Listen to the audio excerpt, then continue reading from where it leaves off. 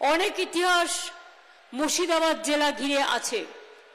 মুর্শিদাবাদ জেলার আর একটা গর্ব, মুর্শিদাবাদ জেলায় দাঙ্গা মানুষ পছন্দ করে না।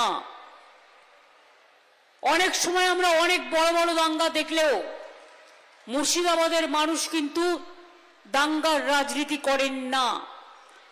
এমনকি 2006 সালে 6 ডিসেম্বর যে দিনটা আমরা সম্প্রীতি দিবস হিসেবে আজ 33 বছর ধরে পালন করে আসছি, মনে রাখবেন আমরা সবাই মিলে করি সর্বধর্মের মানুষকে নিয়ে।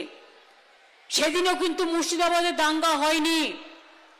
মাঝে ধুলিয়ানে একটা ঘটনা ঘটেছিল, আমি নিজে এসেছিলাম, এবং জঙ্গিপুরে একটা ঘটনা ঘটতে যাচ্ছিল, কিন্তু আমি সংখ্যালঘু ভাইদের ফোন করেছিলাম, রাবিউলকে হসপিটাল থেকে তুলে এনেছিলাম, আমি জাকিরকে ফোন করেছিলাম, আমি মিউনিসিপ্যালিটির চেয়ারম্যান তাকে রাস্তায় দাঁড় করিয়ে সংখ্যালঘু ভাইদের বলেছিলাম, ভাই বোনদের তোমরা রক্ষা করো যাতে হিন্দুদের উপর কোনো অত্যাচার না হয়।